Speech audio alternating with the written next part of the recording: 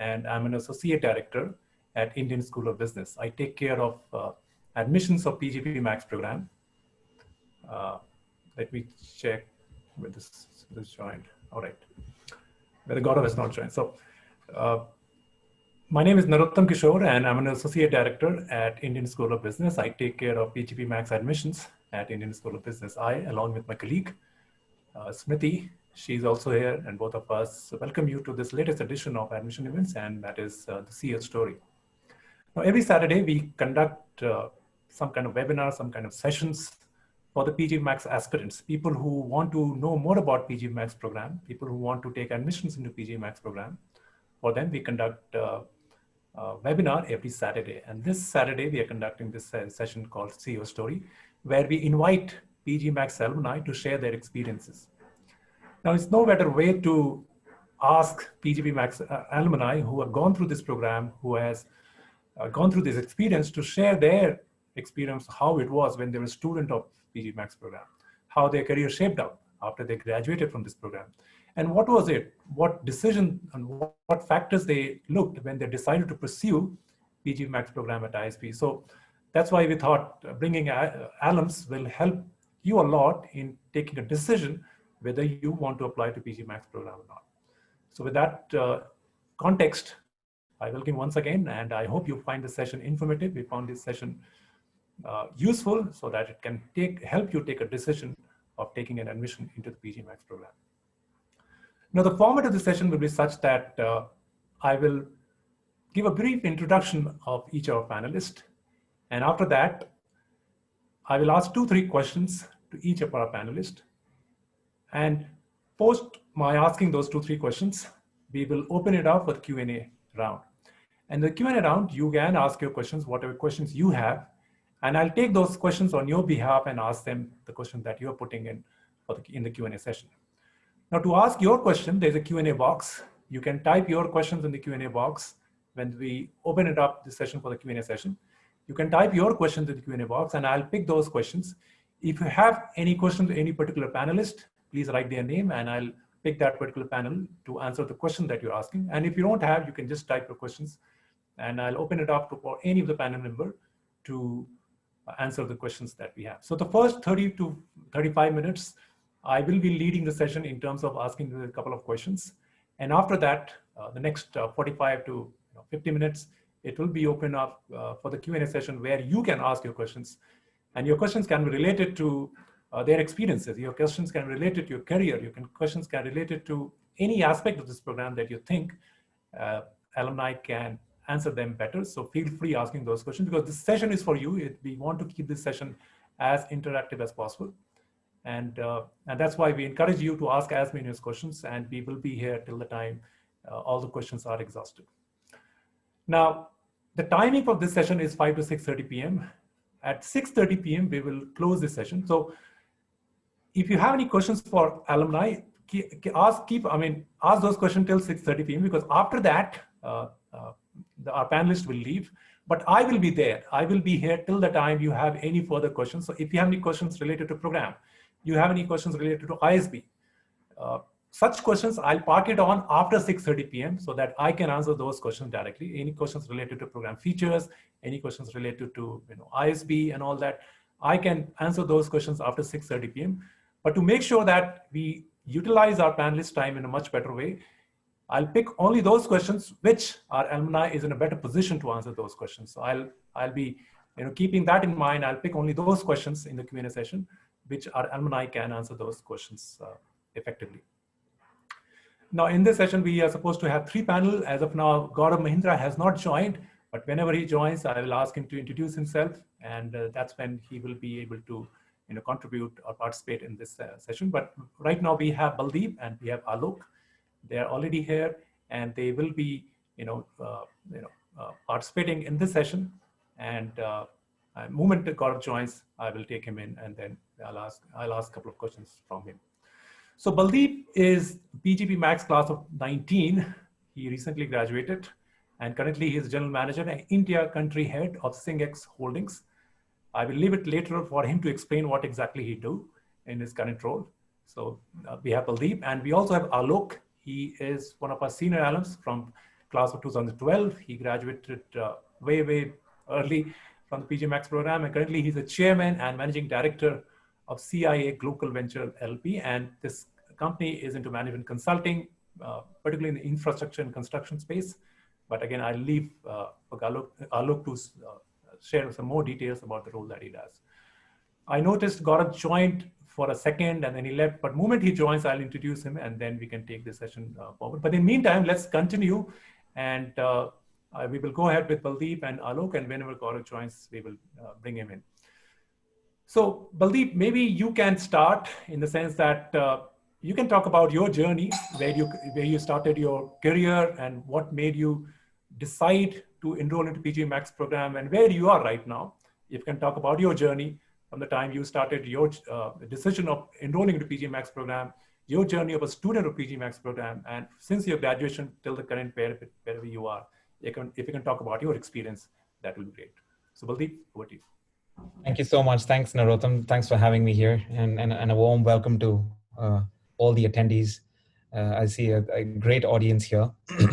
So I'm going to start by narrating a small little story that I have for all of you today, and it goes back, to my school days. So I'm from Chandigarh, the city known as City Beautiful, and I've always, ever since childhood, I've believed that genius is independent of age.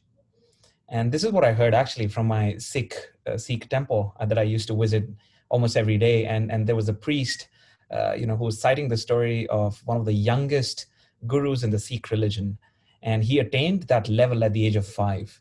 That's how I captured, genius is really independent of age. And it always made me wonder, if a 5-year-old could lead the whole religion and yet be a leader, how good a leader he must be. And I started watching documentaries, videos about leadership, and I was put to test. That's when I became a school captain back in school. In 2004, I completed my class 12, and that was, I still remember, I was in my school uniform, and it was my last examination, mathematics, and my parents were asking me what's my plan going to be after this, so from a commerce background. And I said, look, I think I'm going to quit studies. And that's exactly what I did. Right after class 12, I decided to pick up a job. So I went for an interview that was being conducted by GE Capital in Gurgaon. So these gentlemen had come down to Chandigarh and they were interviewing candidates. And I, out of curiosity, I went in my school uniform, and there was a panelist. There were a panel of interviewers, and they asked me how old I was, and I said 17 and a half. And they said, whoa, you're not even legal to join. And I was like, no, look, give me 6 months, I will be, so give me an offer. So that happened to be my first job. So, in 2004, I picked up my first job with GE Capital, was the youngest employee. And I didn't know it was a BPO back then. And then there were thousands and thousands and thousands of people who were working there. So, at the age of 18, I was asked to manage the accounts receivable for GE Plastics. That was a business portfolio worth millions of dollars. So that was my stepping stone into the corporate world. And that's how I, got into this, a job environment or a working environment. And I always used to wonder, internet was pretty much there during our times as well.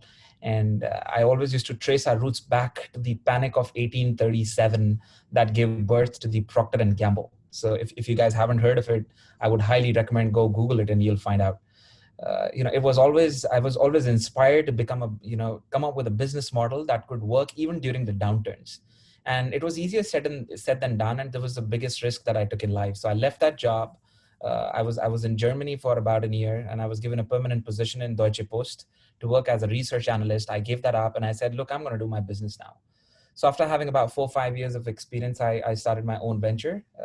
It was into printer consumables, and that ran successfully for about three to 4 good years. And little did I know, I mean, back then I didn't have, the mentorship or so-called the founders and the co-founders. It was simply you were simply known as a proprietor. That being said, in search of a mentor, ended up in a job again. Worked for a New York Exchange stock NYSE listed company called Cvent. And that's where that's when I was first introduced to the terminology called entrepreneur. Entrepreneur was manage a product line and manage a revenue line within a business. So that's where I spent about half a decade in the event management software industry. And the company that I currently work for, Singex, happened to be one of our clients back then in Cvent. And, after having worked for about good 13, 14 years, I realized, oh my God, I am only a class 12 high school graduate. What am I going to do in the future? There are certain careers that I want to use for my advancement, and I'm not going to be reaching to that point if I do not have a formal education. So I still believed, in hindsight, I still believed in the formal education system as well. So my parents helped me. I completed my graduation through distance learning from Punjab University. Not so proud to say that I cleared that with a third division. Okay, not the first, not the second. I cleared that with a third division. And that's the time. I was a point of inflection, and I was deciding on as to what my next move is going to be. And I decided to quit the job. And I said, look, I am now going to go and study, and I want to understand what it's going to take to get to the next level of the ladder. And that's when I decided to do my MBA. But the destiny was had something else planned for me. Singex then gave me a job, and they said, we want somebody to be in India, and we want someone to start our operation. So by the way, Singex is a wholly owned subsidiary of Temasek Holdings. That's the largest sovereign fund of Singapore government. And we are a professional events organizer, professional conference arm. For those who do not know this, we recently wrapped up our Singapore FinTech Festival that attracted about 60,000 people. But anyways, back to my story that's about to end. So when I was joining Singex, they said, why are you quitting Cvent? And I said, look, I want to go for my MBA.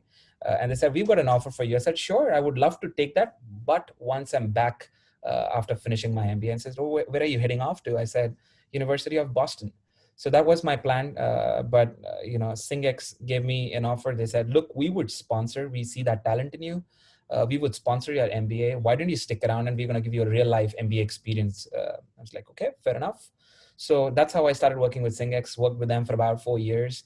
And I got back to my boss and I said, where's your promise? You said that you would sponsor my MBA program. And, that's when I started hunting for the right B school that I wanted to get into.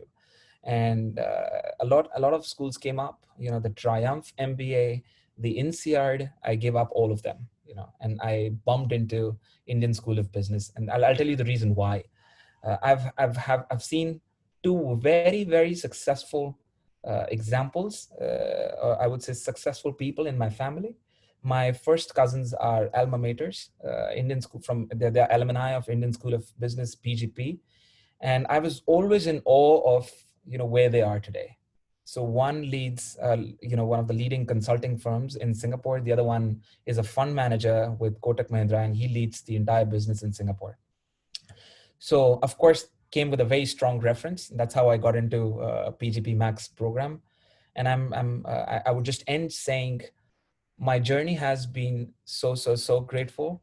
From a third division in a bachelor's, from a distance learning, I somehow cracked the code with the help of the professors, the right faculty. I was part of the dean's list, made it to the honors roll, was in the top 10% of the class. So that's my story. Thanks, Narottam. Brilliant. Thank you, Baldeep. A really inspiring story. I mean, you were able to connect really well with the audience, I'm sure, because you're sharing your personal story helps us connect with the audience really well. So thank you very much for sharing your story. Alok, do you want to talk about your journey? Where did you decide? Why did you decide to PGMAX? Where you were, then you decision to join PGMAX, and where you are after graduating from PGMAX. So you can talk about your journey, please.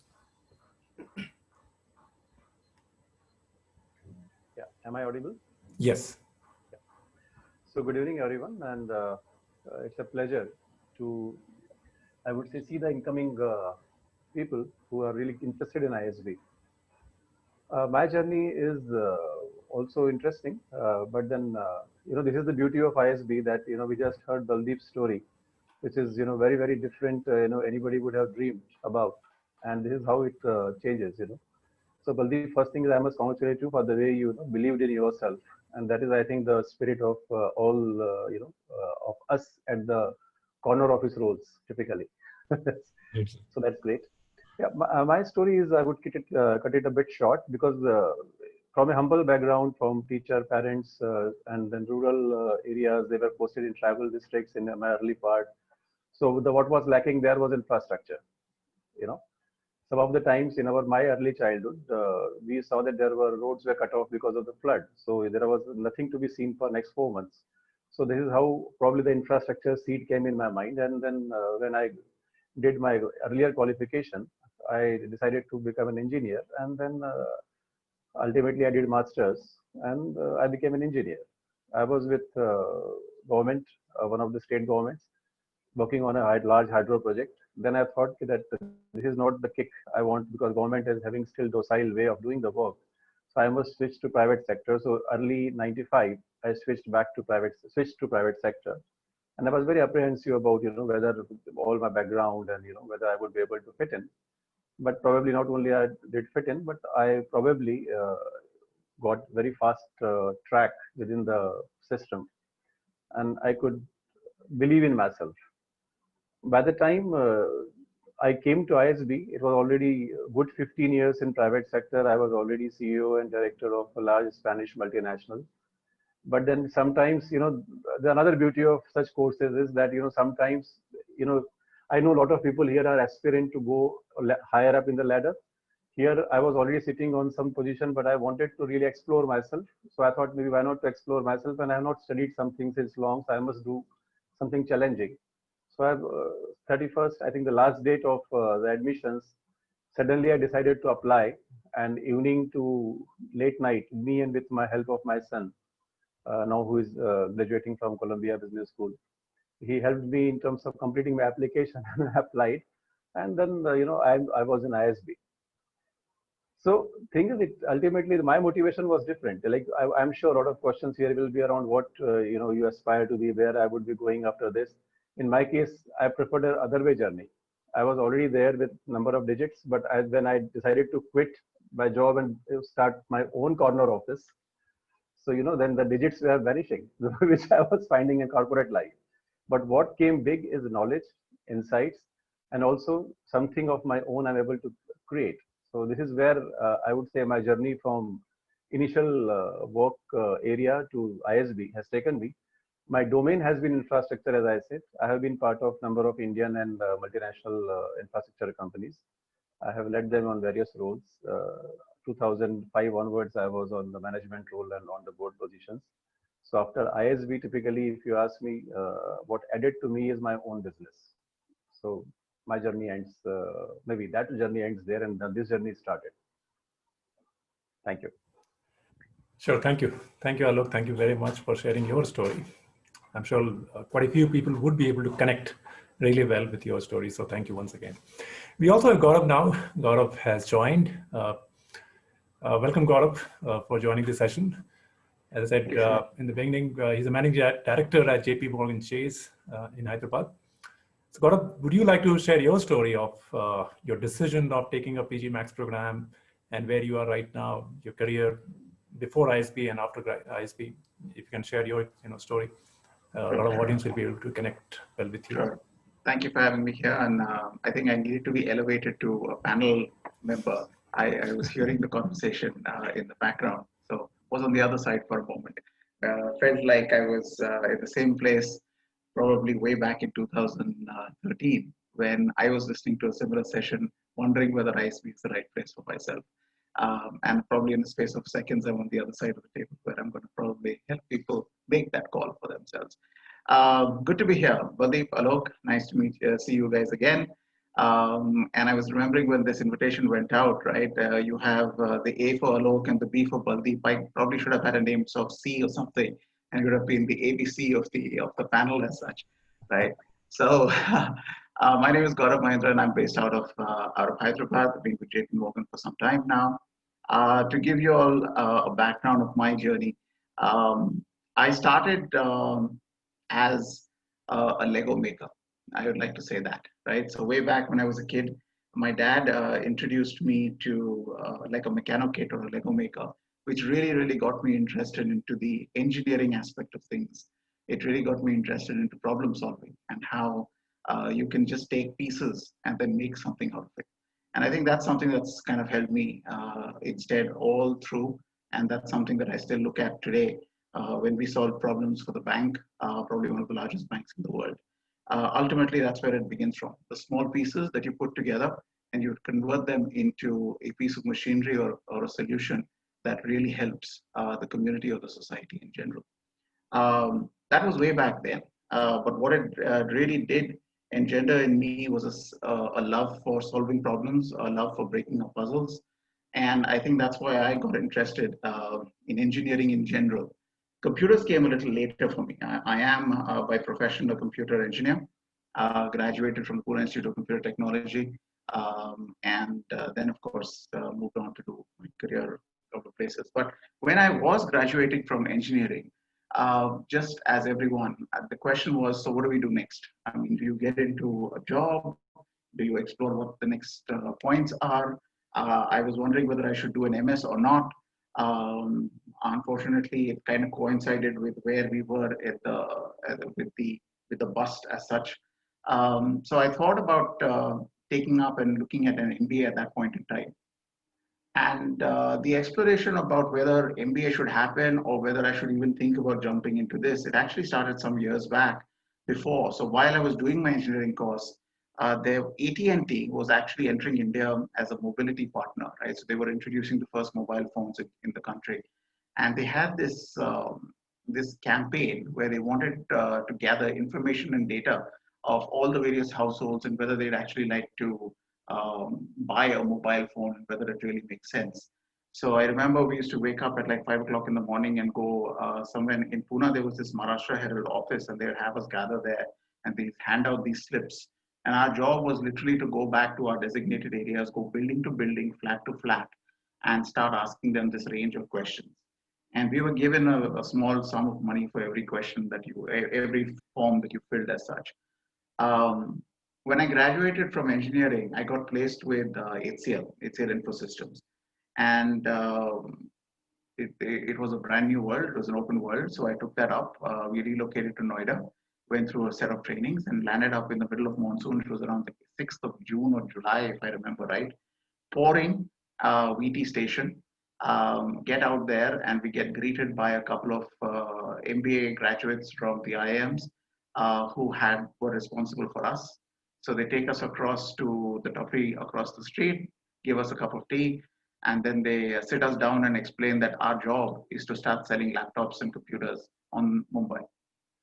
The day after that, we'd got our street and we actually walked around the streets again, looking at buildings, looking at various houses and asking them whether they wanted computers. So it was way back. I felt I was doing what I was doing about 3-4 years ago, right?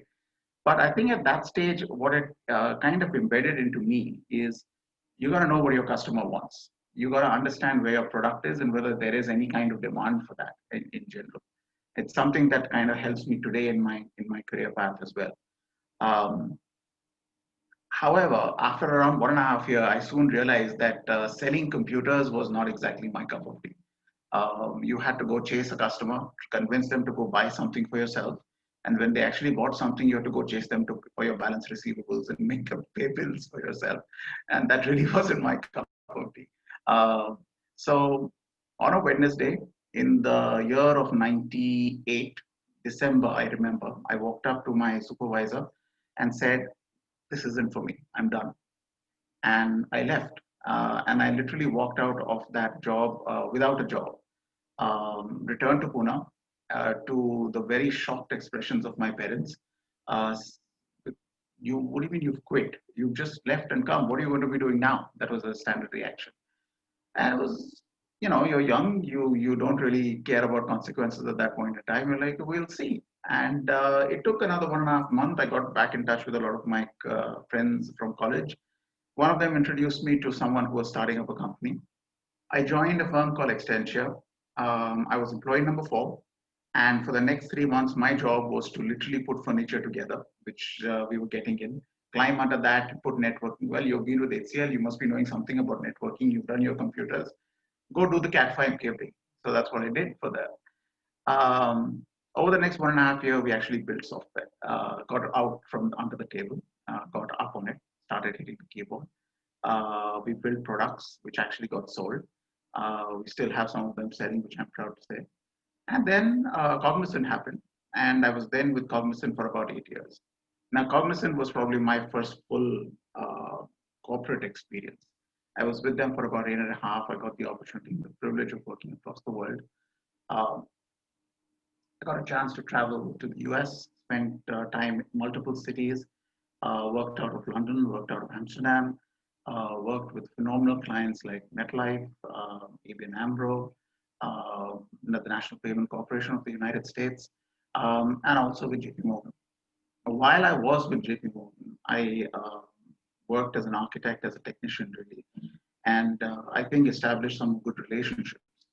To the fact that when I ultimately had to leave because my vendor tenure was over as a consultant, around a year later, my CIO from JP Morgan called me up and said, you know, it's been a long time, but we are setting up a shop in Mumbai. Would you like to come join us? I was working at that point in time with HSBC. So I moved on from Cognizant, decided I was working with a bank. I might as well go join a bank. And, but I felt from my travels and what I had lived in terms of the pace of my working from JP Morgan as well as Cognizant, HSBC wasn't what I was wanting to do at that point in my career. So again, I jumped and said, yeah, why not? Let's go. You get called by the CIO of a major firm on a personal phone call. It's hard to say no to that. We had spent, I think I had got married by then. I had spent about 18 months or 2 years approximately in the new house that the wife and myself had put up together. And I broke the news to her saying, this is what we think you're doing. And she looked at me and said, so what do we do about the house and what the life that we have here? Well, we'll see. So uprooted, went off to Mumbai. Spent about 4.5 years in Mumbai, where I joined with the investment bank. Built trading workstations, built electronic trading, algorithmic trading stations, set up teams for public finance trading for securitization purposes, set up teams that would actually take care of fixed income and trade bonds and swaptions, desks for Tokyo. At that point in time, the long buried dream of an MBA and where I want to be and what I want to be doing in terms of running an organization slowly started surfacing again. And I think like Baldeep, I went back to that CIO who I was still working with and said, I've been thinking about this. And I've been thinking that maybe if I want to be doing further or going further or know what I want to be doing, I need to do this. At which stage, he said, okay, try it out. And maybe we can think about sponsoring you at that stage. Took it on, got into the ISB, which was, I think, 2012. And within a month or two, I had got promoted to ED, which is executive director. And as a result of that, because of an internal shuffle with the firm, I moved from the investment bank to consumer banking or the retail bank. And that required me again to move from Mumbai to Hyderabad because that's where the consumer bank generally was. So I had that conversation with my wife again. Again, we had just bought a new house in Mumbai. We had lived in it for 14 months exactly. Somehow that seems to be the point. And she shook her head and said, you know, this is getting a little repetitive. But it was a good opportunity. It was an opportunity to lead the home lending technology team for JP Morgan, one of the largest in the world. And I took the plunge, relocated to Hyderabad.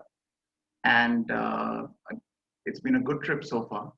I completed my session with the ISB. I never thought that I would be coming back to Hyderabad as someone staying and becoming a Hyderabadi at that point in time, because it was ISB that introduced me to the city.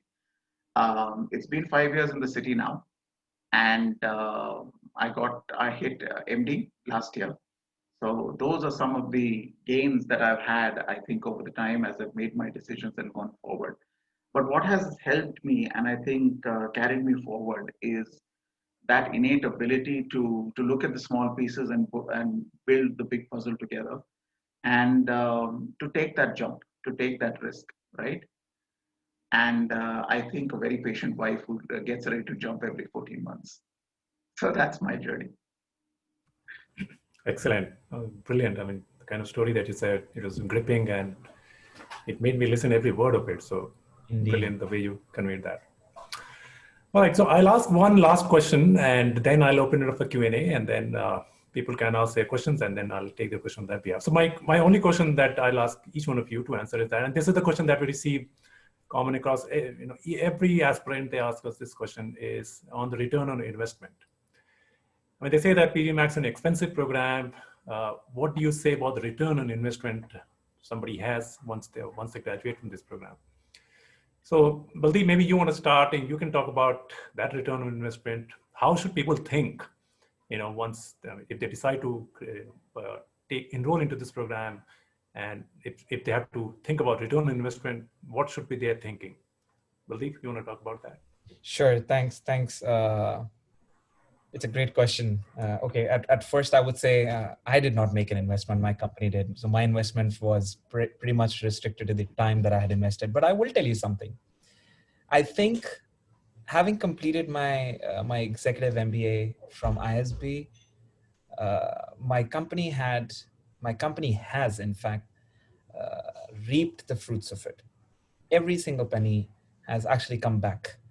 And how that has happened, this entire program has been emblematic of what a corporate culture in India should ideally be looking like. Giving you an example, when before MBA, and I'll give you a very quick one here, before and after my MBA. Before my MBA with ISB, I was heading the projects and business development division. And post my MBA, I took the chair of the general manager and leading the India operations in entirety. I really didn't have any idea about mergers and acquisitions. That lens got changed. So it got an empirical lens into the picture. And it was more of a data-driven culture that the organization shifted to. Gotten a lot of best practices from the world-class faculty and the professors. And that was one way of giving it back to the company. And there are years to go. So it doesn't end here. But for those who are planning to make an investment, I will share an example, that of my batchmate. He had an option to either purchase a house or invest into an ISB MBA. And now that I'm saying that he's my alma mater, so he actually did not buy a house and he invested into this MBA. So you really have to go back, look at what the bigger purpose is. This is something that nobody can ever take it from you in your life. You could lose a house, you could lose the valuables, you could lose all that you've purchased in your life, all your prized possessions, but this quality of education is something that you will never be able to lose. It's going to be with you. You can only become wiser and wiser and wiser in your life. So that's how I would say that's the return on your investments. Okay, so at times you have to keep the mathematics aside, look at what the bigger purpose is, and then just go for it. Look at Gaurav. He took a plunge. He took a plunge twice, and then had it not been the case, he wouldn't have been where he is today. So if you have a bigger purpose right in front of you, that's your investment. Go for that, rather than looking at how much would it cost. All that is I do say that nothing succeeds success. Money would just follow. Do the right thing, do what you really believe in, and then this is all going to follow. Sure. Thank you, Baldeep. Alok, do you want to talk about your perspective on return on investment from this program?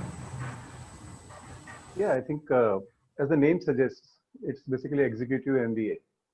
So, it is expected that when we join this course, we will not have a very narrow view of this program, but maybe a broader view of the program. as I said that in my, suppose you see my journey, when I started the course, I was around 49, 50 in terms of age, and I was already a CEO and director. I was heading India and GCC.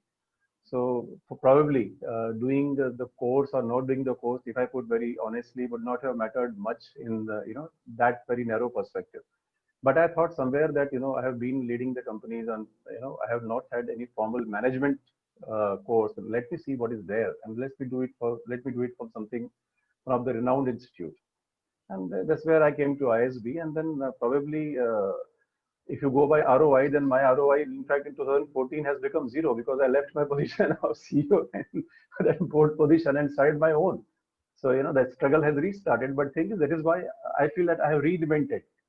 So my return was basically on my own, where I reinvented myself. So it was more of RI than ROI for me. So I thought exploring self, using your experience, trying to work with industry, like today we're working with lot of banks and investors on various areas of the knowledge domain, what we gathered from where. It is basically the insights what we got from ISB. So I would say that my thinking was different. My probably when you say the sweeping range of 10-year onwards for ISB aspirant, maybe somebody is 20-year onwards, the journey changes. 10-year onwards, the journey changes. So people have to think from their own perspective. But I think what Baldeep said was right. That bigger perspective, I think, is the key. So return on investment, you can make the way you think. Either it is uh, something of very value-added nature, tangible or intangible, both have value. So my think was different. I wanted to explore something different, create my own and identity, get into the area. So I would say it was RI than ROI for me. Sure, thank you. Thank you, Alok. Gaurav, do you want to share your perspective on ROI? Sure. So I guess from my story, you probably have seen that I'm a slightly instinctive person in terms of taking my next steps, right? And if you guys are, whoever's on this call, whoever's on the audience, if you're here, that generally means that you've already started thinking in your mind whether you should be doing an MBA or not. And when my cohort came in, trust me, even after you join the course for a certain period of time, for a couple of semesters, you will still ask yourself, is this worth it? And we started turning around and we started making a joke about it being a sunk cost, right? Um, that's what the approach for an MBA is. If you've got it in your mind, then there's something inside you, there's some conscious signal inside you is saying that you've got to be thinking about the next step. And I think you need to take a look at an MBA from that perspective. It means that there's something inside that's asking you to challenge your comfort zone and move on to the next stage. What comes from there is a satisfaction of that internal voice as an answer. That should you do the MBA? Does it make sense for you? Where will it take you? And I think the advantage that comes once you actually do it is the kind of world vision that you end up getting. As Alok was saying, and I think Valdeep touched upon it as well, the money will come because the fact that you invested in yourself, the fact that you actually spend time learning something, the company, the organization, the world definitely watches. And if you're going to be doing an executive MBA, you're going to be doing it while still maintaining your current job profile, the pressure of your day-to-day job, your so-called day job, and you're going to be taking on a night job, right? And if you can manage to make that happen and still manage your day job, the world is watching and they are seeing that here is someone who's chosen to invest in themselves, maintains the same output or service levels as what he or she was doing earlier, and is going to be ready for the next step with the kind of arsenal that only an MBA can give you. Apart from that, it gives you access to a whole bunch of people. I mean, you get done with the college and you go through your learning, but what you really do get access to is that cohort that you went through the pace and the pain with, that you went through your course with, right? And that is a network that you can tap on anytime. It's also a realization that the kind of stuff that you're going through, the questions in your mind, the unknowns, a lot of other people are going through it. And therefore, you have the ability to reach out to a lot of other people and get answers, which you may not be comfortable asking those questions in your own firm, right? there's always some kind of peer pressure. There's always some kind of internal company politics. So when you need to take those decisions or you need to try out some prototypes, some ideas, it becomes a little hard, honestly, to do that within your firm. The trusted circle tends to be very small, right? But your MBA cohort, your class, that is a trusted circle of almost around 50 to 60 people, right? And they have a worldview that they have a perspective from various walks and facets of life and organizations that you're not going to get from anywhere. Even today on our WhatsApp group, there are people who are saying, I'm going to be pitching this particular idea. This is the sales approach that I'm thinking. This is the product that I'm thinking of. Here are the various features that we have. And you have 60 people at senior positions who are telling you whether you're thinking about it right, whether you consider every dimension, right? So it's a continual return that keeps coming. If you look at it from purely from the perspective of what's my salary going to be before and after, right? That's a myopic approach to life, and everyone goes through it. Trust me. I don't know if Sudha's on this, but she will tell you that when the batch of 2012-13 came in, we've had this tussle about why is it that ISB doesn't do placements, for example. You come in with that approach, but you realize very soon that once you go through it, and if you've gone through it sensibly enough, you don't need that because the world is watching. That is the ROI. You get put under a spotlight, and the world knows that you've actually come out from this institute. And it's a label that really takes you to the next step. Excellent. Excellent. Thank you, Gaurav. Thank you for your insights. All right, so now we will open it up for the Q&A. I request all the audience, if they have any query, you can type your questions in the Q&A box, and I will be taking those questions from there.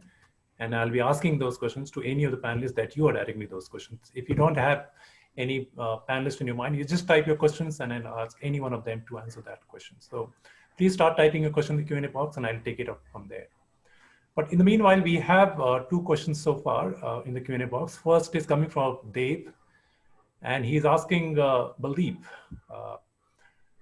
He's saying that, thank you, Baldeep, for sharing your story. Since you're already at a senior role before joining ISB, what value did you think ISB added to you? Baldeep? Okay. Good question. How I would answer this is, right before the MBA and you're working in an organization, and I think part of it has already been answered by Gaurav, you have a silo way of, working in your organization, and, you just focus on what your company does. And you do not have a view of the outside world as to what's happening. Just like if you've seen horses with the blinders on, that's your approach when you're working in your own organization. And when you go there, 66 people with an average experience of about 15, 16 years, let's put it that way, or maybe more. I mean, I still remember my batchmates were as old as 58 as well. And they come from different walks of life. So if you multiply that experience into the number of people, is the number of years of experience you get to see or you get to experience in a period of about 15 months.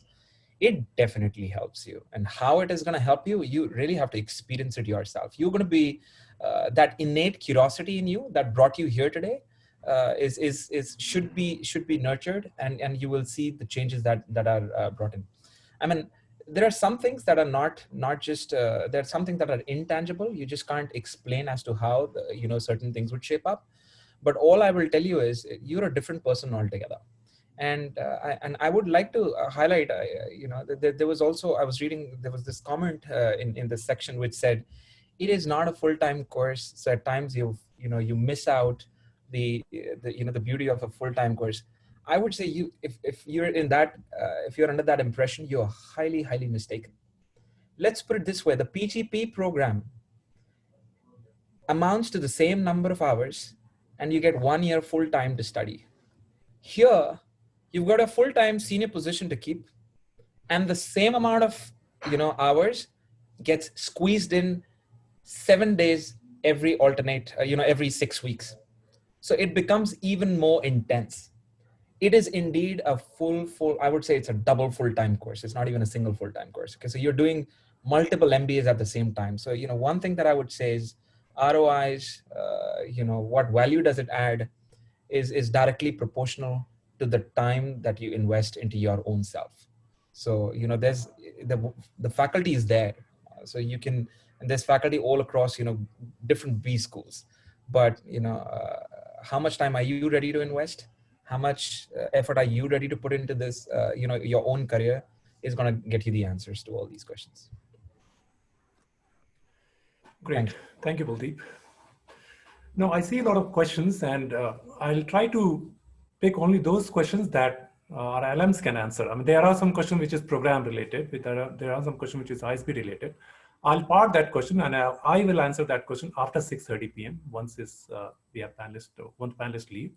But any questions which I believe our panelists can answer in a much better, I'll pick only those questions because they are here till 6:30, so I want to utilize their time as efficiently as possible. So that way, I'll pick all the questions, but right now till 6:30, I'll pick only those questions which our alums can answer effectively.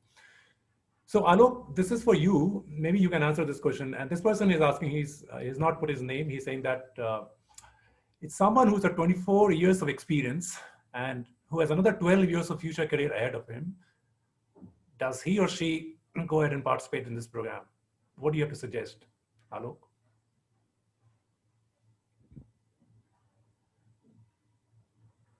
You are mute. Can you unmute yourself?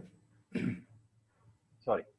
Yeah, it's a good question, I think. And then the question suggests that he's trying to really explore himself out first. So I would suggest whoever you are, he or she. Thing is, it is not question of 24 years and 12 years. It is question of a life ahead further, because today's concept of working has changed. Today you see anybody who is running a company, it could be Bill Gates or anyone, they are not retiring at 58 or 60. So today's business world, today when there is a requirement of senior pro across the industry, and then I think work from home will need it more. So I think 24 plus 12 is going to be a very useful journey. Out of that, 2 years, 1.5 years, 2 years will go within ISB. But then what you will get, I think, will be a wonderful path ahead. I wouldn't say always career ahead, because career you decide, you choose. But wonderful path ahead, because such courses with those 60 people whom Gaurav was referring to, that you have a class where you have business promoters, owners, you have CEOs, and you have also maybe some aspirant management, you can say younger lot. And the way they blend with different diversity, that you won't get anywhere, I would say, and international also in nature. So probably, I would say definitely if you have decided and you can, afford intense, not in terms of money, but you have to understand one thing, that today, okay, because of COVID, things are online, but post that, you have to be prepared to travel out of your suitcases. And as Baldeep said, that you have to do multiple MBAs together. So you have to manage your work, you manage your ISB, you have to manage your assignments, a lot of things to be done together. So if you can, you're up to the challenge, I think it is worth. Great. Thank you. Thank you, Alok. Gaurav, maybe you can answer this question. This question comes from Anand, and he is saying, basically he's asking that how much academically one needs to be good to complete this. I mean, his fear is that he's going through a job change, and if he enroll into this program, will he be able to manage both the job as well as this program really well? I mean, he has this fear that will he, if he does not do it, will he fail this program or not? Maybe, I mean, I think you can connect really well with this kind of question, because I'm sure you also would have gone through this kind of experience, your job change and this PGPMAX. Maybe you can share your experience, if you were able to manage this program as well as your work. Sure. I think we all experience that when we go into you look at the brand of ISP and you wonder whether you're academically qualified to start that course and even do it, right? Baldeep mentioned that in his opening about not exactly being the superstar in academia in the past. I wasn't there either. Wasn't exactly a first-class distinction engineer when I graduated. Right? So, but if you're asking how easy the course is, this course can be as hard and as easy as you want it to be, right? You can choose to just kind of attend the classes, listen to what the lecturers are saying, and go through it on a course, on a sort of a semester by semester kind of an approach. And you would kind of just scrape through. I think the underlying question is also, I read that somewhere in the Q&A, can you fail in this course? And I think while the teachers and the professors try very, very hard to make sure that you understand the concepts and that they try and realize who is it, who isn't really getting it, and they focus attention and they make sure that they are available, because they are available 24/7, right? We've seen that. We have had sessions on the steps of college at some crazy hours in the night whenever we're staying there, but you can fail in the course. Let me be very, very clear about that, right? Because you have to put in effort. As I said, you can choose to just come in. The college gives us a lot of reading material. There are hundreds of pages of reading material that are given to you every time you before you visit. And while it is best that you actually read that material, understand the case studies, because this is not like what we are probably used to, at least I'm probably dating myself now, but a generation basis of what we're used to in school, right? You pick up a notebook, textbook, you learn it by heart, and you go and vomit it out on an exam paper. It's not about that. It's conceptual academia. You have to understand the concept. So you need to do that pre-reading. You need to understand what the case study was about, why the case study was selected, what is the alignment of the subject that you're thinking about. So you think about, for example, I remember the Daimler experiment with respect to Benz, the Chrysler-Benz merger when we were studying strategics, right? You have to understand why that case study was chosen, what it's trying to teach, what was taken away at a corporate level from it, and what are the wins and the so-called areas of improvement that you have to understand. Then when it is taught by the professor in class, you are able to connect from the use case, the learnings that the organization and in general the community got from it. And then you will imbibe that connected to what your situation is, your experience is. You'll be able to participate in conversations that your classroom has, and it becomes a much richer experience so that you can take it forward, right? So how much is it that you want to really get in terms of the ROI question that came further? You need to put in that effort. It's not, some of us, so me included, first semester was, you approach it like we did in school. And you learn very soon that you're not going to get the value unless you do that pre-reading, unless you do the understanding and you participate in the class discussion. So you don't need to be a super student, but you need to be able to understand and participate in the conversation so that you can take away from it. So I hope that answers the question. Sure. No, thank you, Gaurav. No, here's one question which is quite common, and 2-3 people have asked this question, so I'll try to club that, and maybe any one of you can answer that question. And basically, this question is about comparison of ISB PGPMAX with other world-class institutions. I think, Baldeep, you were saying that you did some research about Triumph Business School also. If somebody has to do comparative analysis, what are the parameters to be looked at, and why should one go for PGPMAX or any other executive MBA program? Anyone, I think, Baldeep, Alok, or Gaurav, you can, if anyone of you have any insights, you can share your experiences of comparing PGPMAX with other world-class executive MBA program. Yeah, okay, let me just make an attempt here. I have a first-hand experience of getting offers from both INSEAD as well as Duke for the executive courses, and but I decided to give up, and my sole reason for giving up those world-class institutions is there's world-class faculty all across. My territory was India, the region that I was managing, it was India and the Indian subcontinent. The amount of time that it takes, the amount of time commitment that it takes, it's going to be so harsh. Life is going to be so harsh in these 15 months.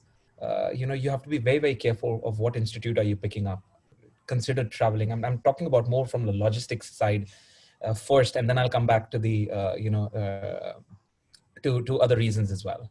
So from the logistics point of view, Hyderabad and Mohali both were easily accessible. That was point number one. Point number two was, if you look at the faculty, you get a taste of, professors, coming in from Wharton, from Kellogg's, from different, grade A, tier 1 universities across. So the question is, why would you want to spend so much, go abroad and, do an executive MBA when you've got the similar class of professors coming in. And trust me, I will tell you, in few terms, for those who think that you've got 18 years, 20 years, 25 years of experience, go for it. Attend this term one. It's all very fresh. It made us cry. I literally, with my friends, I cried in the term one, and I said, I want to go back home. I can't take this anymore. This is so harsh. Okay, I can see that expression on Gaurav's face as well. And you just all of a sudden you feel, look, all that you've done in these 10, 12, 15 years does not mean anything as of now. This is something that you were not ready for, and then you were not prepared for this, and all of a sudden your eyes are opened. So my take is, you've got world-class professors coming in. Why just go out? There's no need. It does not mean that the other institutes are not good. So have an apple to apple comparison. Put money on one side, look at the faculty, and when you see the same faculty, and I'll talk about a few professors. Look at Professor Raju. He's the head of marketing in Wharton, and he takes superb marketing sessions. Professor Harbir, he took our strategy class, an amazing professor as well. Professor Prashant Kale, he's been awarded Professor of the Year over year. And trust me, if you are signing up for this course, be careful. I'm putting a caveat. Be careful of that professor. He's going to rip you apart. He's going to rip you apart in two pieces. If you think you are a CEO of a company, or if you're a general manager, or if you're an executive director whatsoever, he will tell you who you are. He will tell you who you are. So given the kind of experience that these professors bring in, and even our own faculty here, I didn't feel the need of going out. I mean, I had all the offers, but I was like, no, I think this is it. That helps me. So I hope that. I completely agree. I mean, I think it completely resonates with what Pradeep was saying over here. You get world-class professors, and Prashant is a nightmare. I can tell you that for sure. He walks in, and within about 15 minutes, he's like, "Show me the data." Yeah. Right? And if you don't have the data to back up your decision or your analysis, you're screwed. There's no other word for it. That's true. And I think ISB brings in those world-class professors. And to underline what Baldeep was saying, the advantage is that you are in a class of people who are from your same ecosystem, right? So they connect to the problems that you are going through. And MBA it's not about the college completely, right? It is heavily upon the cohort, because you learn so much from the class that you're with, and the group of people who are in that, and the use cases that the college can bring to bear to teach you those concepts in the ecosystem that you're from, so that you can connect and realize that there are different ways to solve a problem, right? And I think ISB has that ability because, of course, they are entrenched here. I think they're still one of the few colleges in India that does research-based teaching, right? And that is what really teaches you. This isn't where you open up an accounts management book and you start reading that and say, okay, I understand how to balance a balance sheet, right? That's not what it's about. That's not why you do an MBA. For that, you get onto Udemy and read a course on that. So that's the power that ISB brings. They connect to your ecosystem and where you come from, and where you can take that ecosystem to the next step. Thank you. Thank you, Gaurav. Now, I will ask one question, and then Gaurav, Alok, and Baldeep, I think you can also see Q&A box. And while you're going through that Q&A box, if there's any question that you want to answer, I'm not picking that question, you can feel free picking that question, and you can answer those questions directly yourself. So, because there are so many questions, I'm not sure which question I should ask, which question I should skip as of now. But feel free going through that Q&A box. And if you feel that this is something I can answer really well, please pick that up and you can answer that question straight away without me asking that question. So just take that liberty and go ahead. But here's one question for, again, anonymous attendee. And he's asking that, can any one of you can share a few glimpses of your challenging assignments which you have led, and how this program has helped you in completing that challenging assignment? Okay, I'm assuming that this is about post MBA. If you were given an assignment, is that? Yeah, is that exactly. Yes, post MBA. Yeah. Yeah, please hit me up on LinkedIn. I would be more than happy to kind of share the kind of work that was assigned post my MBA. I wouldn't say it was only assigned because I graduated, but that, those were the challenges that came my way, and how I handled it differently post my MBA. I would love to share those experiences. It's not just one. Every day you'll see bubbles coming up with different problems, and you just have to have that MBA needle to keep pricking those bubbles and solving those things.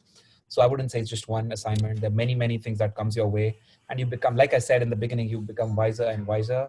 It's a different, and in addition to what Gaurav was talking about, apart from the case studies and the assignments in class assignments, you will also learn the soft skills of life.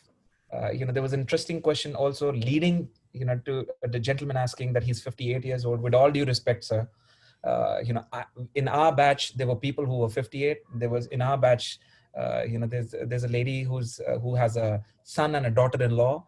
It's a full family, and then people still came up and decided to do this program. It changes. We are hyper social human beings, and if you've come to this point of getting into a B school, you're not at the losing end. There's always something that, regardless of the age, you will take back home. And from my experience, I've said the professors the first thing that you will end up doing is unlearn everything that you've known so far. And you'll realize within moments, you'll realize that whatever you knew was all wrong. They'll prove you wrong, and then fine tune you in a way how to become, leaders in true sense. Not saying that all our work experiences go down the drain. No, it doesn't happen that way. You have a lot of learnings from the batchmates, but there's a fresh addition that gets added on to your academics. So my point is, assignments before and after, it's just the lens that gets changed. You would still keep getting those assignments, and once your bosses or your board or your leadership looks at how differently you're handling those things, you'll keep getting more. So I can't say, hey, this happened to me because I graduated. No, so that won't happen. Of course, you have to apply your learnings to your day-to-day business activities, and like Gaurav said, the world's watching. So are your bosses. So let them assess. Sure. Thank you, Baldeep. Yeah. Look. I think replying to the same question, you probably, it's not like assignment of what you did after coming out of ISB to be justified. As I said, it's a journey which you have to enjoy and also learn out of the journey. So probably a lot of areas you will find it's difficult to say that what assignment has was challenging after coming out of ISB. I think everything is challenging. Today's scenario of COVID, I think most challenging for everyone, either a small startup or a big firm, challenges are same. So what we learn in these courses, particularly like these professional courses, or where the faculty is business oriented. I think the difference about the institutions also, one is the quality of faculty, second is the orientation of faculty is more towards the business insights, which is more practical sense they bring you in. So I think we are trained during this course to face situations like setting up your house in order, going to the root cause study, accepting challenges in a different way and finding a solution out of it. I think these are the learnings out of this course which imbibe somewhere behind your back of your mind, and then you start doing it without somebody prompting you. I think that is the biggest takeaway from the the assignment part. What you did, I would say, assignment basically gets imbibed, and you automatically start solving the problems which probably earlier you were not apt at doing those things. Sure. Thank you, Alok. Thank you very much. Here's a question from Ramesh Kumar, and it's a little long question, but let's go through that question, and if any one of you can answer that. He's saying that his education through all his life is education through distance education. He has done his MBA, MMM, MFT, MJMC, LLM, all through distance education. And he's also from rural background and from a poor family, and he joined government department. He has been in his government job for 33 years, and recently he took BRS at the post of AGM, and now currently he's 58. He's asking whether he should pursue this course and whether if he pursue, how this course will change his life and fulfill his dreams. Any suggestion, any one of you, Gaurav, Alok, Baldeep, do you have any suggestion for this person? Because he asked me 2-3 times, please ask my questions. So I'm picking that questions. It depends upon what the dream is. Yeah. You know, that's where it starts from. I think Alok mentioned earlier that there isn't a retirement age right now. Though I'm sure all three of us are wondering when is it that we can stop getting up in the morning and going to work. But in this era, there's no retirement age, right? So it depends upon what the dream is and what you're looking for. Because once you're clear about that, then you get clear about what is it that you want from. There's a similar question that I think Pradeep is asking, and he's a technical architect from Cognizant, and he's wondering whether it's going to get any value because it's purely a technical line. There's another similar question that asks that I'm from the public sector and from a defense, and I want to understand about whether exploring options in private sector will help, right? The cohort has many people who come from the public sector. It has many people who come from defense. We had I think 2 people from the Navy who were just about getting ready to leave the Navy and enter the corporate world. We had someone who was actually the head of, he worked with Dr. Sridharan from the Metro Railways, and then he went on to lead the Kochi Railways establishment, right? So there's a lot of people who actually come from the public sector, from government. So I think once you get in, Baldeep mentioned this, that when you get past the first 1 week or the first 1 semester, right, you get past your ego about who you are and where you come from and all the trappings of your office, right? You become students very quickly. And professors make sure that you're a student. You're not the CEO of a company or a senior vice president of some fancy Fortune 500 firm, or the CFO of something. We had the CFO Lupin who was with us, for example, right? So it doesn't matter. What matters is the experience from your previous job that you can bring to the conversation and an asset that you can, or an aspect that you can bring to the conversation. A lot of organizations today talk about diversity, right, in your leadership tables or in the organization. And that's the reason, because you want that diverse thought process. So when you come in and from a public sector undertaking, for example, at a very basic level, if you can talk about deals and you can talk about how is it that bidding takes place for the next deal out there, or you can talk about how to navigate an organization which is so heavily interdependent or matrixed, which is what all government organizations invariably are, you bring that part to the conversation. And you talk about how is it that you can convert a losing situation to a winning situation because you understood how to map an organization and build out a solution, right? That is something that people who come from the public sector are phenomenally good at doing. Because when you come from a private sector or a so-called MNC, right, there is a standard process, things move fast, relatively fast, let me say. Whereas the difficulty of dealing with, like for example, someone from L&T trying to bid for something with the government. How do you do that? How do you do deal analysis? How do you do the BATNA, for example, for your deal analysis? There's no, Baldeep remembers BATNA for sure. So there is no way that you can do that individually. If you do that individually, you don't need an MBA, right? So everyone contributes. But what do you want from the course? That is what you have to be very clear about. And once you're clear about that, then you take that call. So it's not very easy. Yeah, I think I would put the answer to the first question what Narottam asked about age and retirement and whether it will change my life. I would only say put a word of caution that this course is basically all about academic studying and taking the vision what you had in your mind. It's not a miracle course which is going to change something. The miracle will be created by you and you only. Provided you have a plan ahead of you in your life and you want to achieve something, maybe slow, fast, young age, older age, age is not a criteria.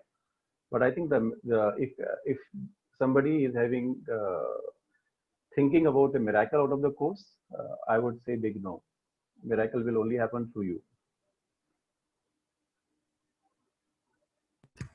Sure. Thank you, Alok. Thank you, Gaurav. Gaurav, here's one question. Ayush is asking, she has asked 2-3 times, so it looks like she very much wants an answer to this question, and he's asking this question to you. How to know if your product or whatever you're working on is needed by people? How do you know that? Can you share any insight? So you ask. It's when you need to ask your customer base whether the product is required. When we did an analysis for entrepreneurship, for example, right? I remember an evening at a dinner that was set up by ISB where we actually brought in some people who had started up firms, and a very simple answer to it was, "Are you solving a human anxiety problem?" Right? Are you solving a human anxiety problem? If you are, you have a product. That's the answer for any startup. If you don't have a problem to solve, if you don't think it's going to make someone's life in whatever form easier, that's your answer, right? So there are various approaches by which you can do it. Design thinking is an option that's out there. So you run the empathize part of design thinking, and you go to a certain group of people who you believe is your target segment or your market segment for that particular product, and you ask them, here is what I'm thinking of doing, here are the features, these are the thought processes, and basis that feedback, you realize whether that product is going to work. You also realize what the so-called rollout timeline of that product should be. So I'm not trying to make it very simple, but it actually is as straightforward as that. Ask. Sure. Thank you, Gaurav. Now, here's the one question from Abhishek Verma. He's asking that he was never good in mathematics, and he believes that he's good in business management. Yeah. Baldeep, do you want to say something, or should I continue with that question? Just be careful if you're not good at mathematics. But ISB will help you. There are fresh up courses that they'll organize a boot camp for you to kind of brush up your skills. I didn't get anything out of it because it just went like boom. Okay. And the first term, I don't know if that's going to be your term as well. There's this subject called decision making under uncertainty. Okay. DDMU. DMUU. Yeah, that's right. And it's all about statistics. It's all about mathematics. I've never been so great at mathematics either. Not with very strong academics. And that's the time you're going to cry. Why did I even, it is a decision under uncertainty. Okay. Why the hell did I even join ISB? But I will tell you, that's the time, if you pass, you'll sail through. So perseverance, resilience, keep these two things in mind. I think you've heard enough of these two words in 2020, but you're going to need it for the rest of 15 months if you're trying to get onto this roller coaster ride. Don't have that fear in mind of what you know, of what you don't know. Very logically, the professors will explain it to you, but at least the course will definitely, or the professor will definitely expect the basics of mathematics and the statistics. And there are ample of study material that, the school would provide. I would say, on a closing note on this, I would say none of this helped me, but still I managed to, complete my course, and standing out tall and loud in the cohort. So. EMU brings back bad memories, man. Yeah, that's the first term. Yeah. It's not easy. Thank you, Baldeep. Now, here's one question for Amit Raj Nair, and he asked that he basically wants to know about global experience or international immersion that you go through. Can any one of you share your experience of international immersion, or what kind of global experience you gained from this program? I'll take a first shot at it. So our international immersion was we got a chance to go to Brazil, then Wharton and Kellogg, and Brazil was kind of closest to India, again from an economic or an ecosystem standpoint. Very similar kind of lifestyle. There is a slight Western culture, but still the food, the people, the kind of the way people live, the number of people as such, that was phenomenal to see. Traffic jams on the other side. Traffic jams. Traffic jams, exactly. Where you can get down from the bus and walk faster than it in the traffic. All of that was there. And we got to travel around and actually see. We had gone to the Fiat factory over there. We had gone to see factories that were actually creating cosmetics. and how they were doing it. And I remember that was one of the first places where I saw the robotic handling of inventory, something that I think Amazon is becoming very, very famous for now. And then there's another one called Odito that's also very famous for it. But the sheer automation that a country like Brazil had for inventory management and order tracking, that's a memory that's stuck in my mind. They had this stream of them in a vast field, which was almost 3 or 4 football sizes moving around. We got to interact with people who founded that company, actually working in it on the shop floor. We got to speak to students that we mix with in the classes, the teachers, their perception of global working styles. And so that was my takeaway, at least from the immersion. I mean, I think similar to that. Sorry, Baldeep, you are saying something? No, please go ahead. Yeah. Similar to that in Brazil is like when we went in our immersion to Brazil, it was Embraer, the aircraft manufacturer. We went there, and the entire thing, the way, because I think that is one of the rarest thing during a course to go through and see it in details. That was very good. Second thing is in Wharton. I think in Wharton, we all spend our evening time with some important thing. So that Johnny Walker, the campaign, Keep Walking, the person behind the campaign, he came discussing that how he, traveled so many countries, around 70 odd countries, and, to find out various cultures and then what is common between the thing, and how he came out with slogan, Keep Walking, that, the caricature you see walking. So that gave us a kick also to, use Johnny Walker more that time. But then thing is, these marketing strategies, the way we learn, I think these are the gains. And then global faculty, when you go, you have Mr. Raju's class or his workshop. When you go through those and you have those interactions with their interns there. So sometimes you learn from them also. They are much junior, they are regular sometimes. But then once you meet them in the lobby and talk to them, and then you find that things are so different. What we learn something out of our businesses here. I think these things again, you have to pick up what you want to learn. And it all depends on every individual how you want to learn. But I think there is for everyone there is something to learn from every immersion. I'm sure. Yeah. Baldeep, you want to say something? Well, I mean, I think both my fellow panelists have said it all. I would just say, international immersions. We didn't go to Brazil. We went to China, CEIBS, and then we went to Wharton. In the US, and what really helped us was you were in your own country, you're studying the same subjects. You could do the same things in India also. There's no difference. I would say international immersion for us, for a person like me, was more from a point of view, what is the outside lens towards India? So we used to ask questions from to the professors as to how they perceive India as a nation to do business. What would work well, what would not work well, as compared to the leadership in the United States. And then we had leadership sessions as well. So typically, I'm just going to quickly show you, this is the book that we got during our Wharton immersion, and this gentleman himself was there as a guest speaker. So it was an amazing session to know about those global leaders and how their journey has been in different parts of the world.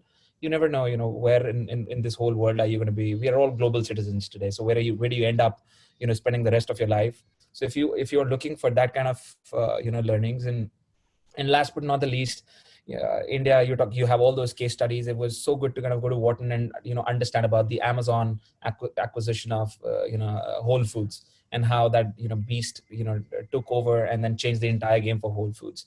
So there are certain things that you are only when you're that kind of an environment. And just like Alok said, there's market, there's in the marketing side. On Wharton, there are practical immersions as well. They're going to throw you in the system. So just imagine that you're working as a head of marketing, so you're launching products overnight, and the way you launch certain products, the way you change your marketing strategies, your stock market real time is responding, and how well do they respond to your decisions. It's all visible in that in that system that you're working on. So all of this really helped us thinking strategically and through the systems that were put in place in the Wharton immersion. And similarly in China, we looked at how the manufacturing and the industry 4.0 is, China is taking a leap in that segment, and how systematic and well organized their industrial units are. So we did get a chance to look at some of those industrial units as well, and most of them were, one of them was state owned. So it really opens up your eyes. I would say, it's very different looking at all those things within your own nation, and just go out. Travel always would get you good exposure. So that's how I would summarize. I hope that helps. Yeah, absolutely. Thank you, Baldeep. Now, since we don't have much time, I'll request each one of you, either you can say something which we have not asked, or if there are any questions in the Q&A box and which you want to answer that, maybe you can pick that question and answer that question, or you can say anything, because we have 5 minutes left. So maybe Gaurav, you can start. You can say whatever, if you wanted to answer something, but we have not asked that thing, or you can pick any question from the Q&A box and answer that. And then I'll go with Alo. Gaurav, if you don't mind, I will just take one question. I think it is there from, I think, Radhika, where she said there is no women panelists here, and how they manage. So one is, this is Narottam, it's your fault. Number one. Number two. Number two, I think we are from 3 different batches of PGPMAX, and every one of us had the women participation in the batch, not only from India but also from outside India. In our batch, there was a Spanish lady, there was a French lady, then there was an Indian American who was in USA, and then there were 3 or 4 from India. And all of them were in different stages of their family life. I mean, somebody had small kids, somebody had some other problems in family, but they all managed. Not only managed, 3 of them also stood out in Dean's List. So I think women, as far as female participants are concerned, I think this is one of the very good forums. In fact, and today's batches, if you see, I think 18 onwards, women participation in terms of various activities related to alumni has gathered momentum because of women participation, you can say alumni participation. So I think that one apprehension probably, Radhika, if you're listening, maybe you can take out of your mind. And Narottam, maybe somebody, Sudha, somebody can talk to her personally and convey this, that there is nothing difference to be seen between both genders, and women are rather regarded very well, and then they also do very well. Sorry, Gaurav. Yeah. No, I just want to add that we have the class of 20% of the class is women. So I just want to put that number. So, you know that in a class of 70 people, there are like 14, 15 people will be, women candidates. So I just want to share that data. Yeah. Gaurav, maybe anything last words that you want to convey, or if you want to answer any of the questions that is there in the Q&A box. I think to Alok's point also, there were multiple women in our cohort as well. And I think they still drive a lot of our get-togethers. They still drive a lot of the thought process that goes on in our cohort. So Radhika, you should be rest assured about that aspect of it. Last thoughts, a lot of people generally ask about, what do I get and what is the valuation? You have to be very clear, I would say again, about why you want to do this course and what is it that you want from it, right?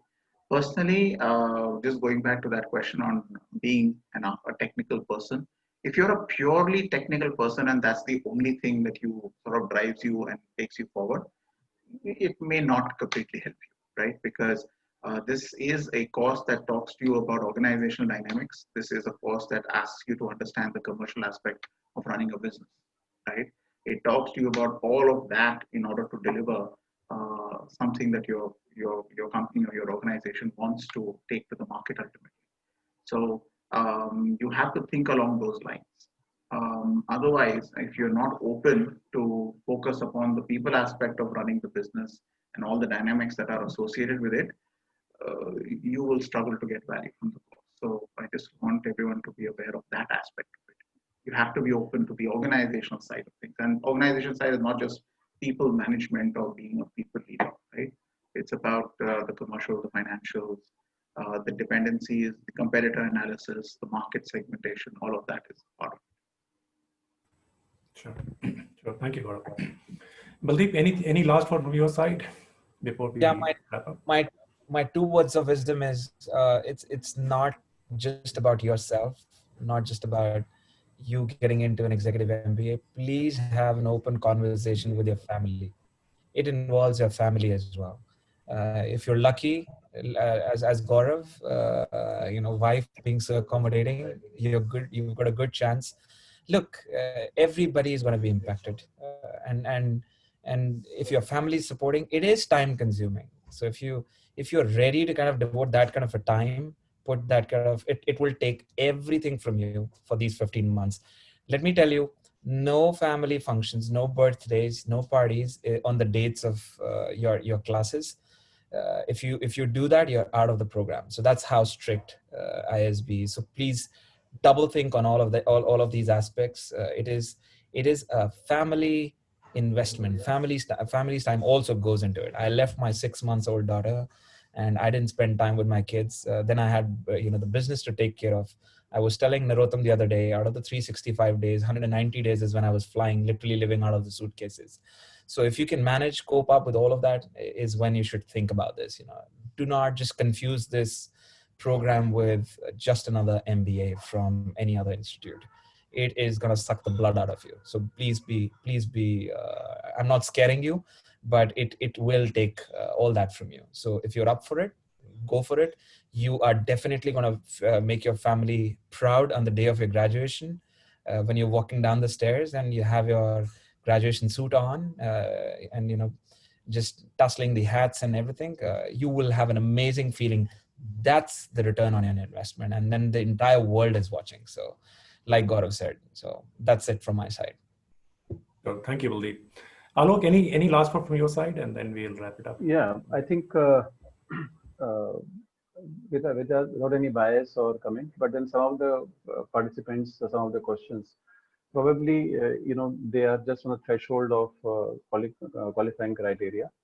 So maybe there is no urgency to do this course this year only. You can always plan your year when you really feel you are matured enough to take up this plunge. What Baldeep and Gaurav was explaining, because this is not about only career. This is also about, as I said, life. And your family matters, your business matters, your business or work, whatever you do, it matters.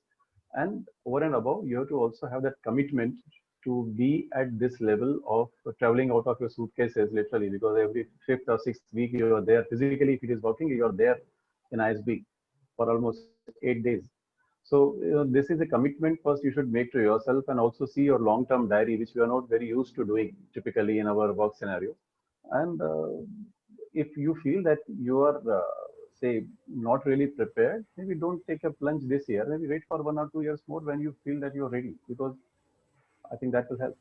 And otherwise, this is a good course. We are all there. Like us, I think there are maybe many more on alumni website. You can see that how many people, how many stories. And so I think it is definitely worth a plunge if you are ready. Sure. Thank you, Alok. Thank you very much. Now that concludes our time in the sense that we have already 6:30. We have to say goodbye to our panelists because they are here till 6:30. Now there have been few more questions, and I was not able to pick those questions for our panelists. What you can do, you can ask. I mean, you can share those questions with me. I'll share my contact details with you. 1 second, so that you can reach out to me, and if you have any question that you want to direct to any of our panelists, Gaurav or Alok or Baldeep, please write me those questions. I'll forward your question to them, and they will be able to answer those questions. And then once they share those, I mean, if they say yes, I'll connect you on an email with them, and you can carry that conversation in later on. But since we have to conclude this session for them, here's my email ID, here's my contact number. You can reach out to me with any questions that you could not ask and you could not get the answer to. I'll forward your question to our panelist here, and whichever way they would like to connect with you, I'll convey that to you. So feel free reaching out with all those queries. I'm here till the time you have in, because there were a few more program-related queries, so I'll be here to answer those queries. But in the meantime, I want to thank our panelists, Gaurav, Alok, and Baldeep. Thank you very much for your time. Your session was very insightful, very informative. A lot of people have given us great feedback with the kind of insight that you share. Yeah, I just want to say thank you once again, and thank you, Narottam, for organizing this and having us here. Yeah. Thanks for having me. Thank you, Gaurav. You guys can leave now, and I'll still be there now answering any more. Thanks. I think it was a pleasure attending this, and wish you all the best to the participants and also the faculty. Absolutely. Thank you. Okay, bye. Right. Right. Thank you. Bye. Bye-bye. Gaurav, thanks. Baldeep, thanks. Thank you. Thanks. Thanks, Bye. thanks, Vali. Bye. All right, so I'm here. There were few more questions related to program, and I'm here to answer those queries. Now, what I'm going to do, I'm going to change the format now in the way that I'll just raise your hand, and I will allow you to talk, and then you can ask a question directly from there, and then we'll have a conversation right now itself. So, whichever queries that you think you still need the answer and you could not get the answer, try to ask those questions now itself. Just raise your hand in the system, and I will allow you to talk, and then you can ask a question, and I'll answer those questions. And if there are any questions that, as I said, you want this panelist to ask, you can write those questions to me on this email ID, narottam_kishore@isb.edu. I will forward those questions to these panelists, and whichever way this panelist wants to connect with you, I will facilitate that connection with them. So feel free reaching out to me on those email ID. But right now, Amit Tuli, he has raised his hand. So Amit, you can ask your question. I've allowed you to talk. Amit, can you ask your question, please? Amit? Okay, looks like there's some error. I'll go with Dave. Dave, can you unmute yourself and ask your question, please? Yes. Can you hear me all right? Yes, Dave, I can hear you. Go ahead.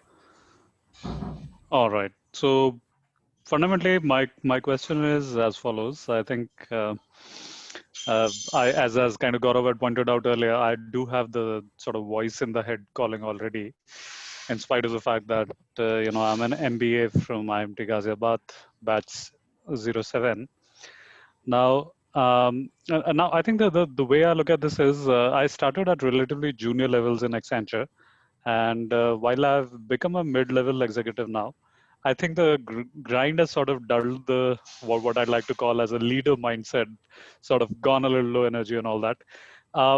Would you think there's value in another MBA while being sort of 1 degree holder already, or do you think it's a better idea to just maybe make a few switches and see if that changes the scene and provides some energy that way? Yeah, it's a good question. I mean, this kind of question we received on one of our earlier CEO story session, and the same kind of question that was asked. And one of the panelists answered that, said that the panelist said that one should do MBA only when they have enough, number of work experience. And she was saying that if you have minimum 10 years of work experience, that's the only time you should go ahead and do your MBA. Because what she was saying is that what is taught in the class, you can relate really well with what kind of experience that we've gone through. And I think maybe you can, if you're thinking of having a second MBA, probably the kind of benefit that you'll get right now will be much better than what benefit you got when you started your MBA without much work experience over there. So, that's one. But secondly, doing MBA, with PGPMAX, I can assure you that with the kind of peer you'll have, the kind of network you will build in the classroom, because a lot of people in the classroom will be achievers. Recently we concluded a round 1 application, and the kind of application we got, it's tremendous. The kind of response we got is tremendous. A lot of achievers, a lot of smart people have applied to this program. And when you get through this program, you will be sitting in the classroom among them, and you will feel kind of an inspiration. You will be inspired being the part of that classroom and all that. And that is, of course, the kind of network that you build that will help you going forward in your career after graduation. That is second thing. Third thing will be your faculty, the kind of faculty that you will experience. These are, not only ISB faculty, but all the faculty coming from, Wharton, London Business School, or Kellogg's, they all will be coming and teaching on campus in a classroom setting. So that's another kind of experience that you will get through. And that's again a class apart, because the reason why I'm saying is that I also did my PGP, the full-time MBA program at ISB, and I've experienced that faculty in the classroom. I can assure you that the kind of teaching that we learn, the kind of learning that we have from this international faculty is much, it's a class apart than what I have learned from my undergrad colleges and all that. So that's another level of experience that you go through. But yes, talking to you, I mean, the kind of benefit that you'll get having, now that you have more than, I'm assuming you have more than 10 years of experience, you will be able to relate really well with what is taught in the classroom, and the kind of decision you'll be able to take in your workplace will be much, much better than what you're currently doing, because you'll get all this framework and tools and knowledge from this program, and that will help you become a better professional. So that's my core belief, and I think that a lot of people will resonate. Other alumni who have gone through this program, they can resonate with the same kind of thing. So that's my insight on that. Thank you for that. Thank you, Dave. Abhishek Verma, I have allowed you to talk. Can you unmute yourself and ask a question? Hi, Narottam. How are you? I'm good. How are you? I'm also good. I just wanted to ask you, I mean, what is the eligibility criteria for PGPMAX? So there are two eligibility criteria. One is you need to have a bachelor's degree. That is one. And second, you need to have minimum 10 years of work experience. If you have these two things, then you are qualified to apply to this program. And the application is that you just have to apply. There's an application form. You submit your application, and based on that application, you're called for the interview. And once you clear the interview, then the admission offer is made. So there's no GMAT, GRE, there's no test, there's no entrance exam. It's just you need to have a bachelor's degree, you need to have minimum 10 years of work experience. Basis that, you go ahead and apply, and basis your application, you are shortlisted for interview, and after interview, you're given the admission offer. And how much is the program fee or the overall cost of PGPMAX? Yes, so the program fee is 39 lakhs plus GST. If you add 18% of GST, it will come around 46 to 47 lakhs. And is there any kind of a subsidized fee structure for like as per Indian government norms for OBCs, similar, something like that? No, so there's no any subsidy. I mean, we have scholarship, but its scholarship is open to all. There's no subsidized structure, fee structure for any OBC or SC/ST, because we are a private institute. What would be the criteria for scholarships? So there are like 4 or 5 criteria. I mean, there are 4 criteria basically. If you are from defense background, if you're a defense service personnel, that is one criteria. If you are from public sector undertaking, that is second criteria. If you are a women executive, that is the third criteria. If you're from social sector or NGO space, that is the fourth criteria. And if you're not falling in any of these 4 criteria, then we have this merit-based scholarship, and you can apply under merit-based scholarship. And the basis, your application, a decision is made, and the scholarship amount is typically ranges from 10 to 25% of the program fees. Okay, great enough. Thank you. Yeah, all right. Naresh Gupta, I have unmuted you. Yeah. Good evening, Mr. Narottam. Good evening. You said good evening? Yes. All right. Good evening, Ganesh. Yeah. My questions are a couple of things. Like one is, what is the classroom and offline course duration of the split between these two? The first one. And in which subject we need to be good enough to take up the course in PGPMAX? The second question. And at the age of 45, is it wise enough to take up this course? And how do you justify this 39 lakhs is worth enough in growing a business further? Yeah, your first question was what is classroom and offline? That's what your first question was? Can you repeat your first duration question? Among the classroom and offline course or the structure? Oh, no, the entire, it's a 15 months program, and over the course of 15 months, you come to campus 12 times, 12 weeks, and all those 12 weeks are classroom. There's no online component in this program. Okay. So every time you have to come to Hyderabad or Mohali campus and sit in the classroom, and all the teachings are done on a face-to-face in a classroom setting. 12 weeks. Okay. Yes, 12 weeks over 15 months. So basically you come here for a week, then you go back, and after 5 to 6 weeks, you then come back for a week. Again, you go back, and after 5 to 6 weeks. So that's where you complete those. So every 45 days, there is 1 week of classroom class. Absolutely, yes. And that's all classroom setting. There's no online component. That is one. Okay. Can you repeat your second question? Yes. The second question is, in which subject we need to be good enough to take up the course? Because in regular MBA and all, you will be looking at quant, aptitude, and all such kind of things. And how about here? I mean, there's no prerequisite that you need to be good in mathematics or, science. There's nothing like that. I mean, you heard Baldeep's case. He graduated, he completed his undergrad in 3rd division. He was poor in mathematics, but still he went ahead and he, ended up a Dean's Lister, and Dean's Listers are like top 10% of the class. Okay. ISB provides you enough support system. If you are weak in mathematics, if you're weak in particular subject, ISB provides you enough support system to be good in those, on those topics, on those subjects. So you don't need to worry that. That is one. Secondly, any assignment that you get, you work on those assignments on team basis. I mean, it's not an individual assignment. Most of these assignments, you work on a team basis. So on a team, you'll be part of a study group of 4 to 5 members. And as a study group, you complete those assignments. So even if you, let's say, are weak in one particular subject, one particular topic, the other members in your team will be good, in those topics and in those, subjects. So that way, the other members will help you understand whatever was taught in the class. Other members of the team will help you complete those assignments and all that. So you don't need to worry on that. It's a study group format basis where all the assignments, all the projects that you do is on a study group basis. So there's not much individual assignment. And even if you, let's say, you are struggling with any particular topic, with each of the course, we have teaching assistant, and that TA, we call it teaching assistant, and they will be there to help you, support you with whatever topics you're struggling with, and they will make sure that you understand that topic and courses that is taught in the class. So I mean, there's no prerequisite that you need to be good in particular topics, particular subjects.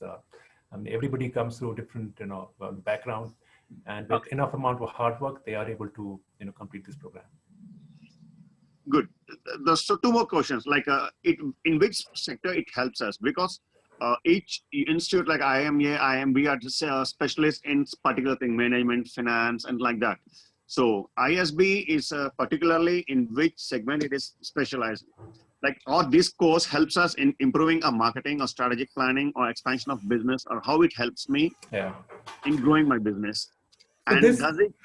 Yeah, let me answer that. Let me answer that question, and then you can ask me the next one. I mean, this course is mostly focused toward developing your strategic thinking skills and developing your leadership skills. So it is not specialized towards any particular, let's say, finance or marketing or operations. It's a general management program where you get to know. I mean, you have the knowledge of almost all business functions at equal level, but the focus is on developing your strategic thinking skills. You think, I mean, because a lot of people are, at the level of middle management to the senior management. So they need to have a strategic thinking. They need to have a general manager perspective of any particular, business that you're working in. So that's what we try to develop. And second thing is, of course, leadership skills, because you need to, become an effective leader if you want to grow in your organization. That's another thing that we focus on. So that's what we try to, the courses are aimed toward developing your strategic thinking skills and leadership skills. So that's what we aim at. But yes, it is focused toward, it is, catering to all, different business functions courses, which is marketing, finance, accounting, or operations. Narottama, I had a question for you. Yeah, Abhishek. You told that, you were among the full-time students of ISB. How would you suggest, what would be a better option, a full-time MBA or a PGPMAX? So if you are a 10 and above years experience, I would always suggest PGMAX. If you are 3 to 4, or let's say 5 years work experience, I would suggest full-time MBA. Because a full-time MBA, around 95% of the class will be in the work experience of 3 to 5 years. Okay. So, you fit well if you have that kind of work experience. So that's how you should choose which work experience you belong to. Okay. Yeah. What's the difference between the full-time and PGPMAX and the course content or the peer group? Yeah, course content is a little different. In the full-time MBA, you study 32 courses. In PGMAX, you study 24 courses. In full-time MBA, you have to leave your job and stay on campus for 1 year. In PGMAX, you don't have to leave your job. You come to campus for a week, then you go back. So you come to campus for 12 weeks, stay on campus. So you don't have to leave your job. And of course, the peer group of full-time MBA is 3 to 5 years of work experience people.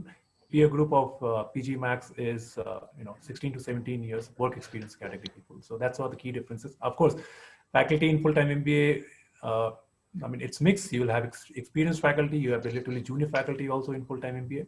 In PGMAX, all the faculty will be experienced because they are in the class they're like experienced people. So you get very experienced, very renowned faculty in the PGMAX program. And is there any Okay, difference guys. in the course? Okay, The do you want to course. hold on because we have a lot of other people raising their hands. So Just one last question. Sure. Is there any difference in the course fee? Yes. So full-time MBA, the course fee is 35 lakhs. Mm-hmm. And PGMAX, the course fee is including tax is around 46 lakhs. 46 lakhs. Thanks a lot. Thank you. All right. Naresh, I know you had one more question, so I just want to give other people time because they are also raising their hand for a long time. Please go ahead. You can carry on. I can talk to you offline. Absolutely. Thank you for the time. Great. Venkatesh, I have allowed you to talk. Can you ask your question? Yeah, hi, Narottam. This is Venkatesh from Bangalore. I just had a query. Like now we have several technologies like blockchain, artificial intelligence, machine learning, data science. Are these topics covered in depth in this particular program? Venkatesh, as of now, in the current class, this topic is not covered. But the next class, which will start in August 2021, there is a talk of curriculum review. Okay. New courses, new curriculum will be implemented for the class that you're starting in August 2021. Mm-hmm. I've heard that these topics will be covered in that new courses. But as of now, we have not got the confirmation because of this COVID scenario. Okay. We just want to see how this COVID scenario pan out. And let's say if the COVID scenario is in control by June, July, then my belief is that we will be able to implement the new curriculum. And why we are saying is that then it will be easy for us to bring in faculty of those topics from outside India, and they can come and teach at ISB. So that's my belief. But as of now, the current class is not having that topic. But the belief is that for the next cohort, we are trying to introduce those topics that you're talking about. Yeah, I asked you because these topics are currently under highly discussed areas, and they're given much importance across organizations. So that's the reason I just wanted to get a confirmation. Thanks. So there is a talk of introducing those courses in this program. Okay. Thanks. Thank you. Amit, do you want to ask a question because you're still raising your hand? Okay.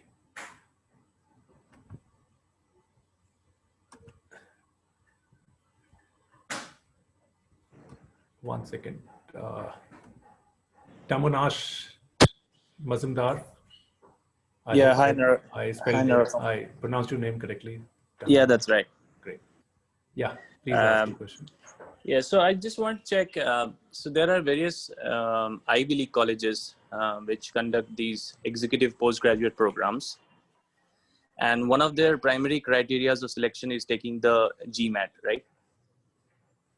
So, I mean, even for those colleges, they would want to have ideally a candidate who has close to 10 years of experience. So, but you don't have that criteria for the PGPMAX. So I'm just trying to understand that, I mean, how are those two courses different? I mean, the course fee structure for those executive programs is almost similar to what you're quoting here, like 46, 47 lakhs. And those are generally a full-time one-year program, the executive programs, right? Right. So the full-time MBA program has GMAT or entrance test across the world. I mean, even the full-time 2-year MBA program or full-time 1-year program, all business schools across the world ask for GMAT, GRE, or any kind of entrance test. But this executive MBA, this is a part-time format. Schools typically don't ask. If you do, even let's say you do Kellogg, executive MBA, or even Wharton executive MBA, or even INSEAD executive MBA, they keep it optional. They say that, okay, if you have taken GMAT, good, you can submit your score. But if you're not taking GMAT, it does not stop you from applying to these executive MBA program. But yes, what you're saying is full-time MBA, all schools are asking GMAT, GRE. Even ISB is asking for GMAT, GRE for the full-time MBA program. What we are talking here is not a full-time MBA program. We are talking about part-time MBA program. PGMAX is a part-time MBA program. You don't have to leave your job. And across the world, the trend is, the taking a test is optional. It is not mandatory. We believe that with the kind of work experience that you have, you get enough experience to connect with whatever is taught in the class. And that's why, I mean, that's a thought behind why we don't ask for GMAT, GRE for, this part-time MBA program. So that brings me to a very actually raw and a candid question. What is the return of investment of taking this course then at this stage of a career? Okay. No, it's a long question. I mean, I can answer that question, but I would request you to join. I mean, next Saturday we may have info session where I tackle that question there, where I talk about certain data of how PGPMAX alumni has fared in terms of their salary growth, in terms of their career growth, and all that. And I would love to share those data with you, but I would request you to keep an eye on info session that is happening next Saturday or next to next Saturday, and you would get the answer to that question of ROI. If you're thinking about in a pure tangible format in terms of what your salary will be and all that, just attend any of the other sessions, info session that we conduct, and I do talk about that aspect in those sessions. Sure, no problem. At least some of the performance indicators that can help me understand the future of this course. Yeah. Absolutely. Yeah. Okay.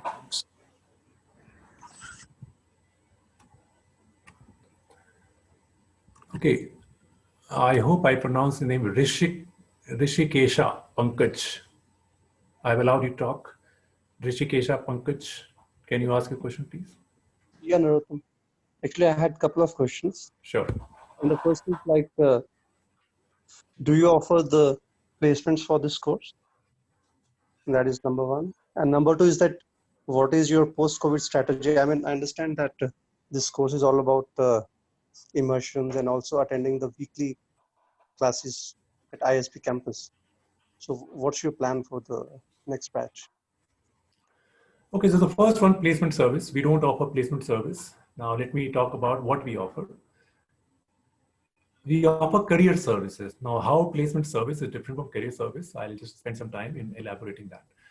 Placement service is such that where companies come on campus, interview candidates, and give them job offer on campus. That's what placement service is, which we offer to our full-time MBA students, people who are 3 to 5 years of average work experience. They enroll into a full-time MBA program, and for such students, we have this placement service. For PGPMAX students, we don't have placement service. What we have is career services. Now, what is there in career services? In the career services, what we offer is that we offer a coach, a guide, or mentor. And this coach, or guide, or mentor will be one of the PGPMAX alumni.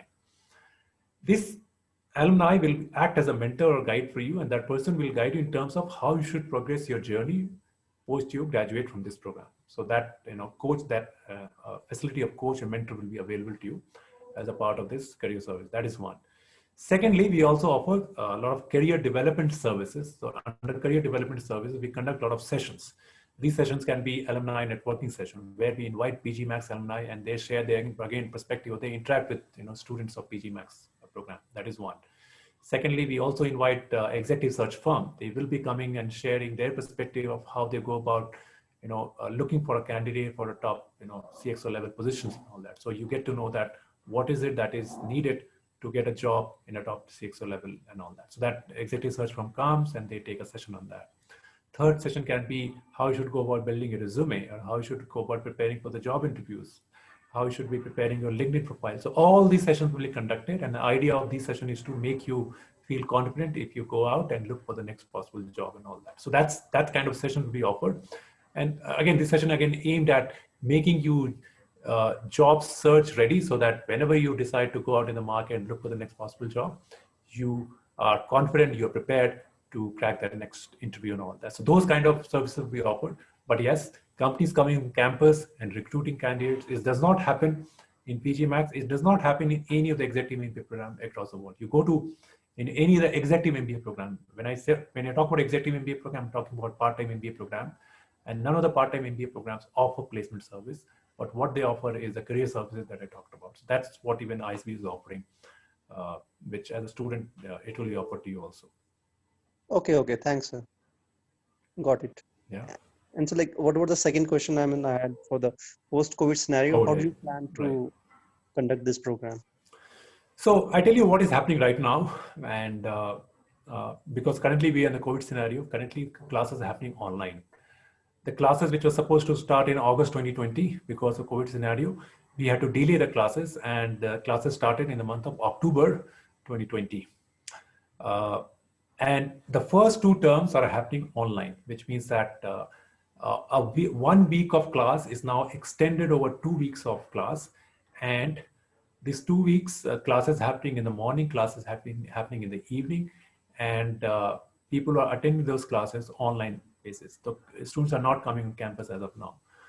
Once this COVID is under control, then we are confident that we can bring them on campus and have a classroom sessions.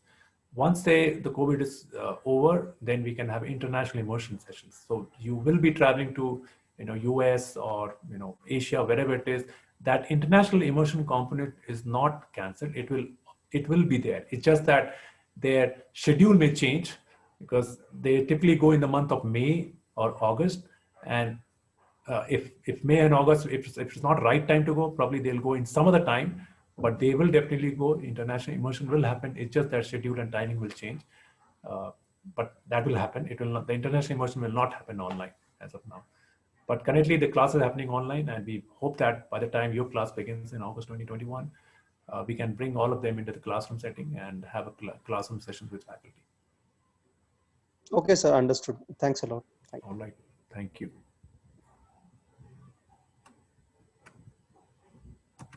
Dilip Peswani, do you want to ask your question? Yeah. Hi, good evening. And my question is related to international immersion only. So this 12 weeks class that we have in Hyderabad, right? So after that, we have how many days of international tour with this program? No, so this 12 weeks include international immersion. So the total duration of the program is 12 weeks. Out of this, 8 weeks, as of now, 8 weeks, people come to Hyderabad campus. 2 weeks, they go to Mohali campus near Chandigarh. 1 week, they go to Wharton Business School in the US, and 1 week, they go to an Asian business school. So that's how 12 weeks are distributed over, Hyderabad campus, Mohali campus, and international immersion. Okay, got it. Thank you. Yeah, thank you.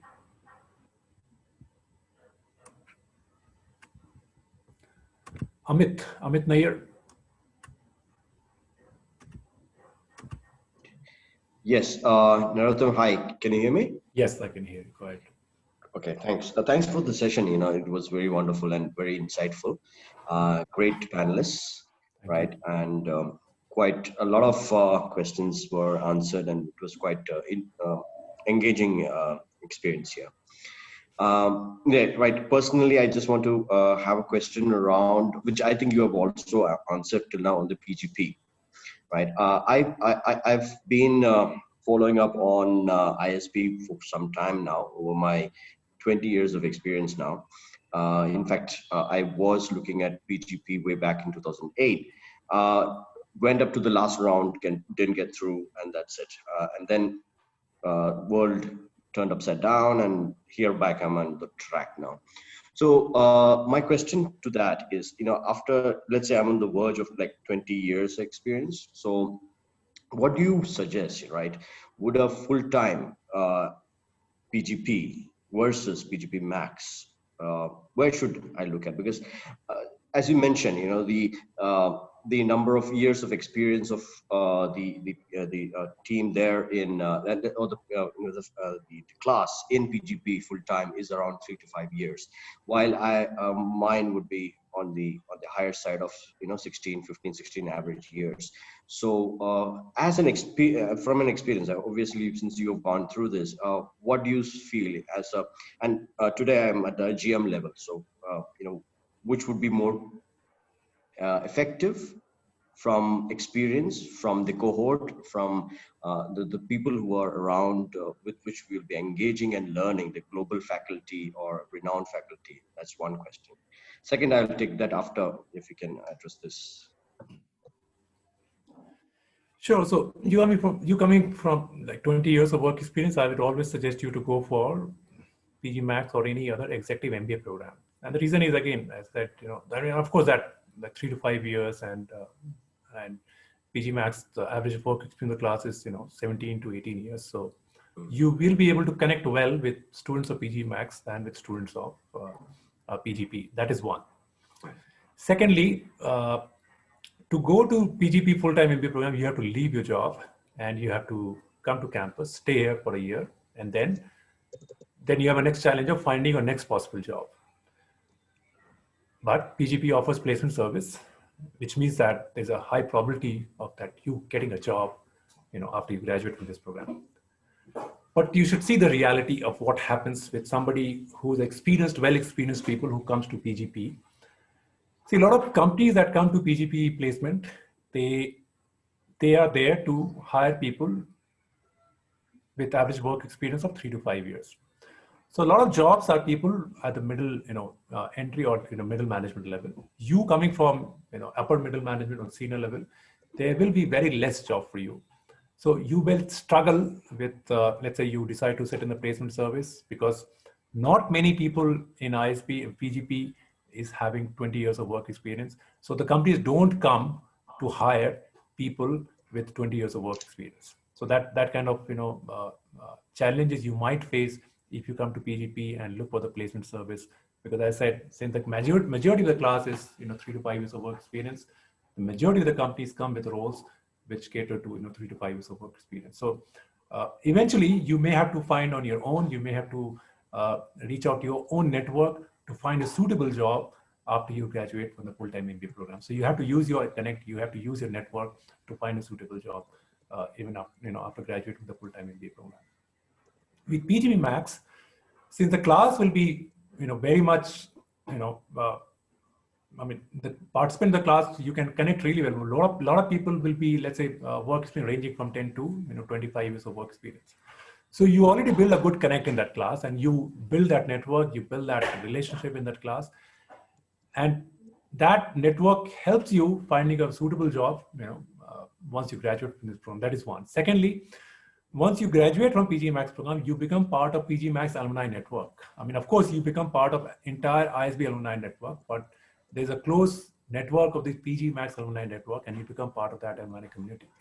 And in that alumni community, there are a lot of experienced people at the CXO level, people who are the top management level, and you get access to those people.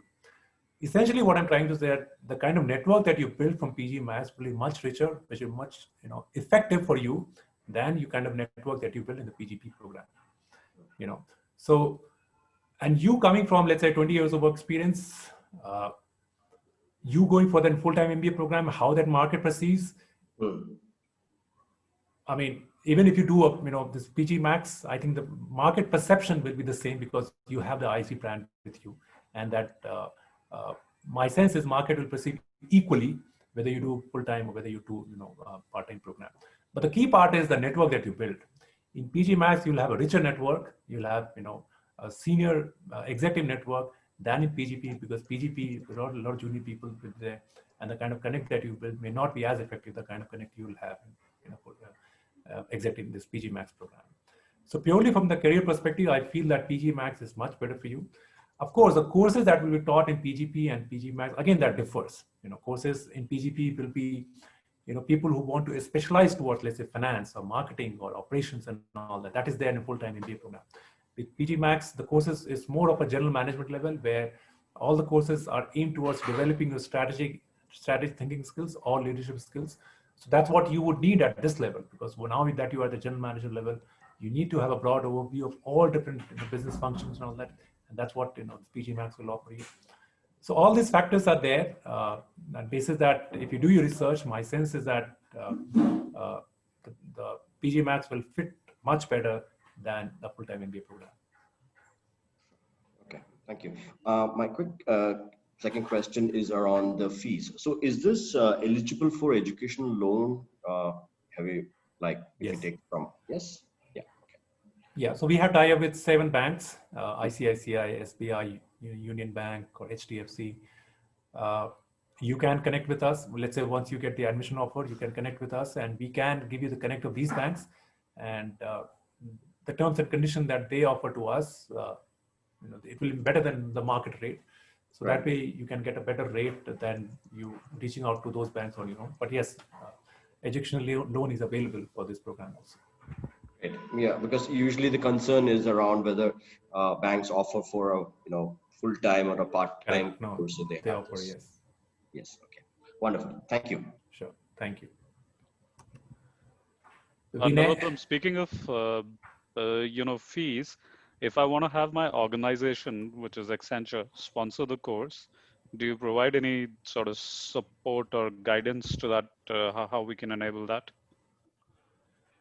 We can share with you some materials, how you can approach your organization to look for company sponsorship. And we have some material with us, and basis that you can make a case that why organization should sponsor you. So we have some literature with us that what approach, how you should talk to your organization when you're looking for company sponsorship. We can share that with you, and you can build your case accordingly.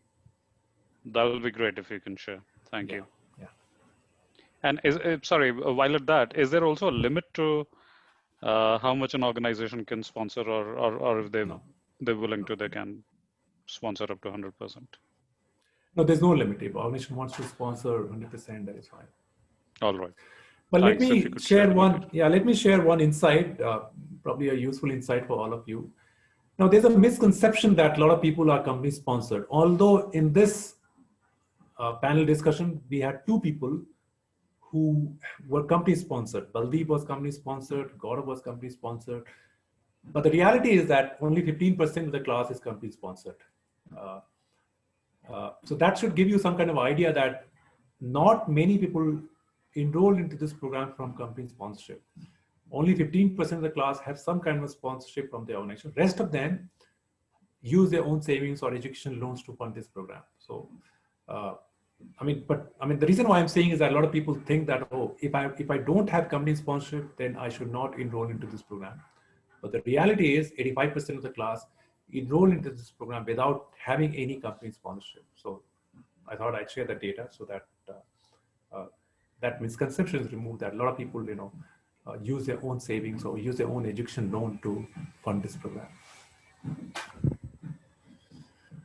Yeah, Vinay Rana, you raised your hand. Do you want to ask a question?